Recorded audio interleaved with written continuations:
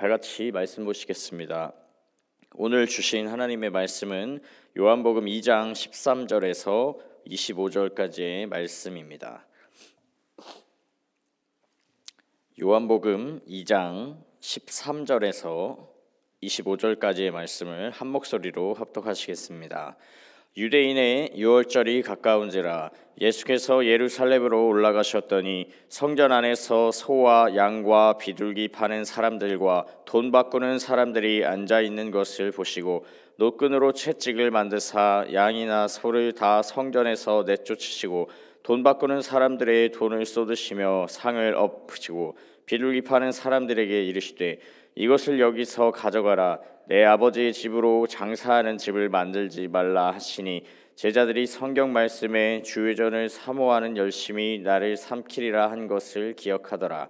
이에 유대인들이 대답하여 예수께 말하기를 내가 이런 일을 행하니 무슨 표적을 우리에게 보이겠느냐. 예수께서 대답하여 이르시되 너희가 이 성전을 헐라. 내가 사흘 동안에 일으키리라. 유대인들이 이르되 이 성전은 46년 동안에 지었거늘 내가 3일 동안에 일으키겠느냐 하더라. 그러나 예수는 성전된 자기 육체를 가리켜 말씀하신 것이라.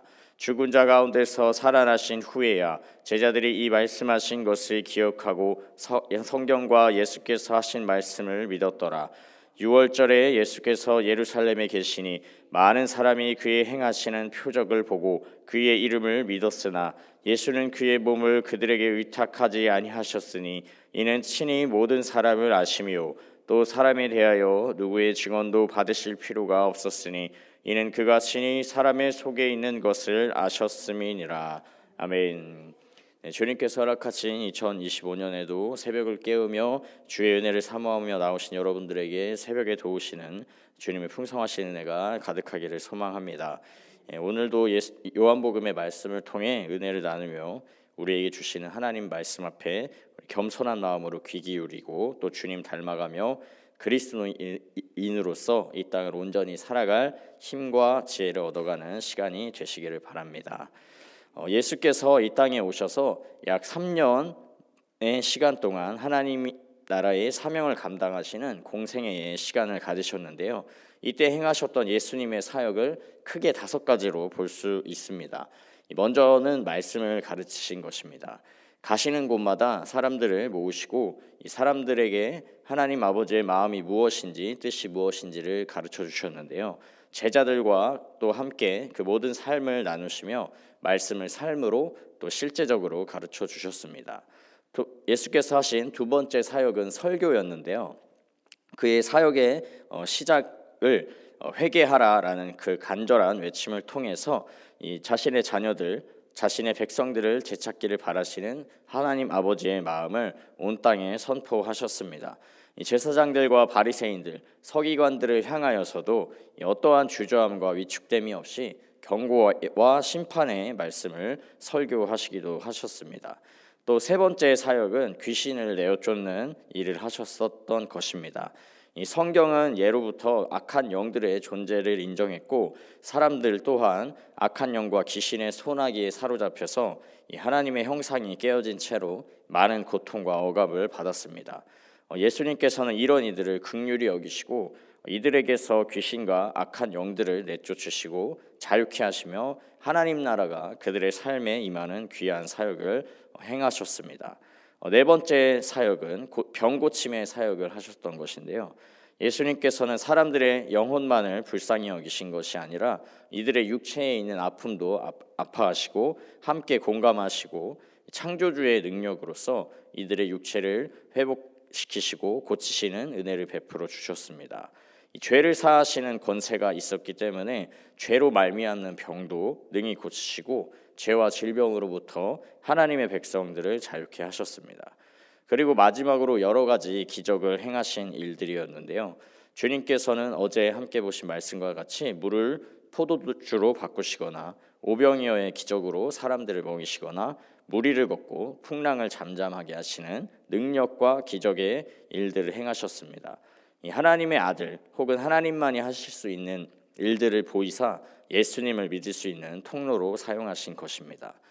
이렇게 큰 5가지의 사역을 통해서 예수님께서는 이 땅에서 하나님의 뜻하신 뜻과 계획을 이루시며 하나님의 구원 계획의 가장 핵심이었던 예수님 당신 자신을 믿고 구원을 받아 믿는 모든 사람들이 구원을 얻을 수 있도록 하는 그 모든 일에 인생을 사용하신 것이었는데요.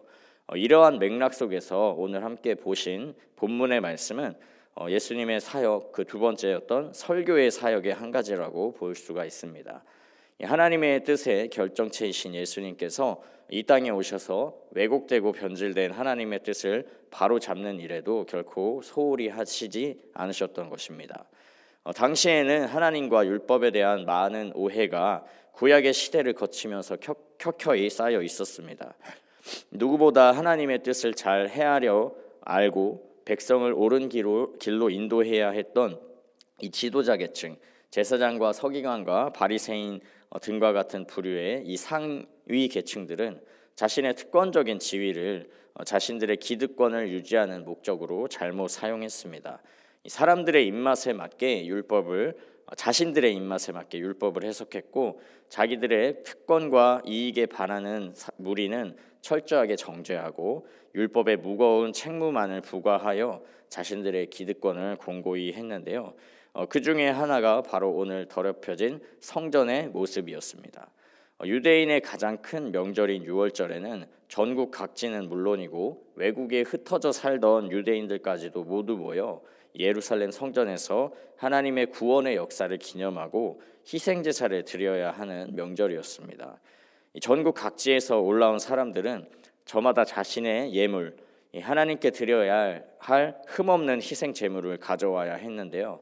하지만 먼 곳에서 오는 사람들은 이 오는 길에 제물에 흠이 생기기도 하고 안전하게 그 희생 제물을 가지고 오는 것이 어려웠기 때문에 성전 안에 오늘 말씀과도 같이 소와 양과 비둘기를 파는 상인들이 생겨나기 시작했습니다. 또 20세 이상의 남자들은 성전세를 지불해야 했는데 이때 돈을 바꿔줄 화폐 교환 상인도 성전에서 활발하게 영업을 하게 된 것이었습니다. 이들이 상업 행위를 했던 곳은 성전의 바깥 부분에 해당했던 이방인의 뜰로 추정이 되는데요. 하지만 이방인의 뜰 또한 엄연히 하나님의 성전의 일부였고 이 하나님의 백성 유대인들뿐만이 아니라 이방 족속과 모든 열방을 향하여 구원의 계획을 가지고 계신 이 하나님의 참 뜻에 결코 빠지거나 훼손되어서는 안 되는 중요한 공간이었습니다. 그러나 성전의 기득권 계층은 이러한 하나님의 본심과 정신을 훼손한 채 이방인을 위한 공간을 삭제해버리고 자신들의 편의를 위한 공간으로 바꾸었습니다. 또 그곳에서 발생하는 이익의 큰 부분을 자신들을 위해 착복하는 그런 불의한 일을 벌였던 것인데요. 하나님의 뜻의 결정체이시고 또 율법의 완성이신 예수님께서는 이렇게 더럽혀진 성전의 모습을 보시고 결코 가만히 있지 못하시고 의분을 가지고 곧바로 행동에 나서셨습니다. 예수님의 설교 사역은 그저 말뿐인 공허한 가르침이 아니라 직접 행동으로 나서시며 자신을 향한 위협과 반대를 두려워하지 않으시는 담대한 실행을 동반한 살아 움직이는 역동적인 설교였던 것입니다. 그렇게 예수님은 성전에 있어서는 안 되는 짐승들을 다 내어 쫓으시고 또 돈 바꾸는 사람들의 상을 쏟아 엎으시며 몸소 거룩한 하나님의 성전을 깨끗하게 하시고 정결하게 정화시키는 일을 행하셨던 것입니다. 예수님의 이런 모습은 그곳에서 벌어진 성전 상업 행위에 종사했거나 가담했던 사람들에게 있어서는 이해하기 어려운 일이었습니다. 또 상당히 못마땅한 일이었으며 나아가 예수님을 향하여서 이 악의와 적의를 품게 만드는 위험한 행동이었는데요. 그러나 아직 이들은 18절의 말씀과 같이 유대인들로 표현된 유대 기득권층에게 아직은 예수님을 향한 악의가 많이 쌓여 있지 않았기 때문에 이들은 점잖은 척 예수님께 질문을 던지게 되었습니다. 내가 이런 일을 행하니 무슨 표적을 우리에게 보이겠느냐? 이 질문의 뜻을 설명드리면 너가 대체 무엇인데 어떤 권리와 권한으로 이런 짓을 하냐? 너가 하나님의 대리자라도 된다는 것이냐? 하나님의 대리자라면 그것을 증명하는 표적이라도 좀 보여야 되는 거 아니냐라는 뜻과도 같았습니다. 예수님은 하나님의 대리자를 넘어서 하나님과 동등봉체이신 하나님 자신이셨는데요.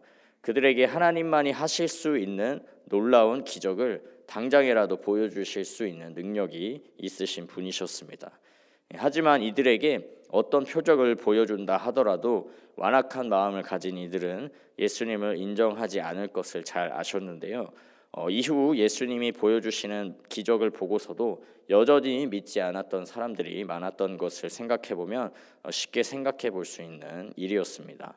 그렇기 때문에 예수님께서는 누구도 부인할 수 없는 그 한 가지 표적을 보여주시겠다고 말씀을 하시고 그렇게 대답을 대체하셨는데요.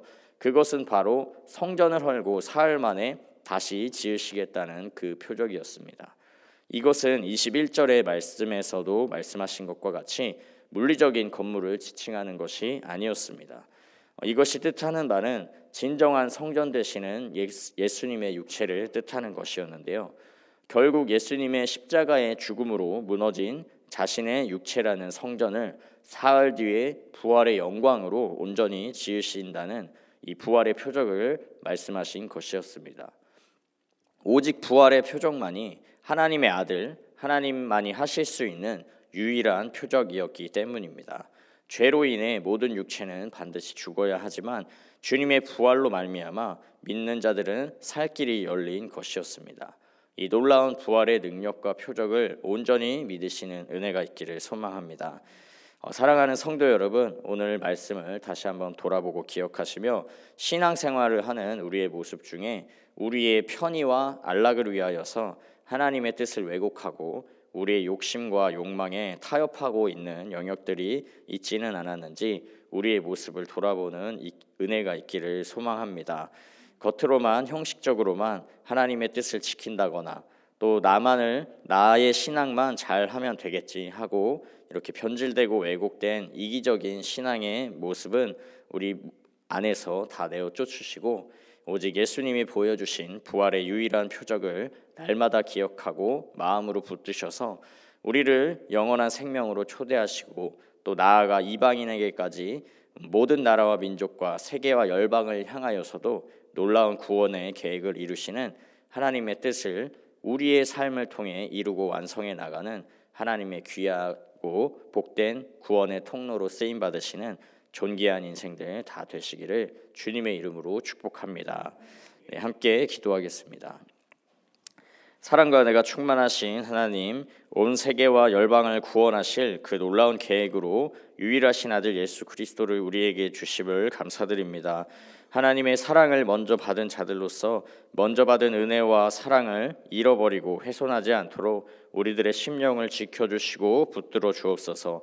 주님만이 하시는 부활의 표적을 우리의 삶에 날마다 새롭게 붙들어 주님이 주시는 부활의 생명으로 더욱 예수님을 닮아가며 이 땅에 하나님의 나라와 뜻을 이루어가는 귀하고 존귀한 주님의 생명과 복의 통로로 살아가도록 우리들을 인도하여 주옵소서. 살아계신 예수 그리스도의 이름으로 기도합니다. 아멘.